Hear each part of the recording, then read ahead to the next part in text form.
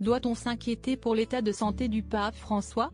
Près de 3 mois après son hospitalisation en raison d'une infection respiratoire, le souverain pontife a une nouvelle fois été admis à l'hôpital Gemelli de Rome, afin d'effectuer des examens de contrôle, ont indiqué plusieurs agences italiennes.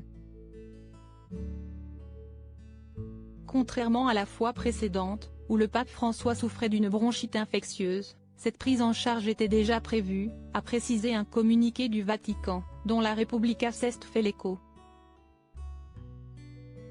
D'après nos confrères italiens, l'examen de l'homme d'église aurait commencé à 10h40 pour se terminer aux alentours de 11h20. Pour rappel, fin mars, le souverain pontife avait déjà été hospitalisé dans le même établissement romain. À l'époque, le pape François souffrait de difficultés pour respirer et le corps médical avait préféré le garder sous surveillance pendant plusieurs jours. Dans un communiqué relayé par TF1 Info, le Vatican expliquait que le pape bénéficiait d'un traitement antibiotique par perfusion qui a produit les effets escomptés.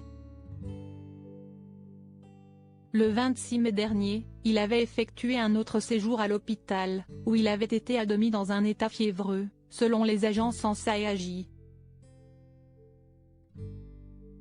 Le pape François se veut rassurant sur son état de santé. Le 1er avril dernier, le pape François était sorti de l'hôpital romain où il avait été admis à cause d'une bronchite infectieuse.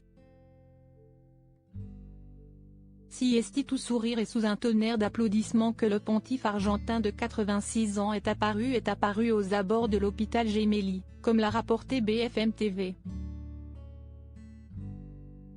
Je suis encore vivant, avait-il même plaisanté, devant un parterre de journalistes venus en nombre pour couvrir l'événement. La veille, et après 3 jours de suspense, le pape François avait reçu le feu vert des médecins pour sortir, retourner au Vatican et reprendre son activité depuis le Saint-Siège. Crédit photo, Bacche Griduque.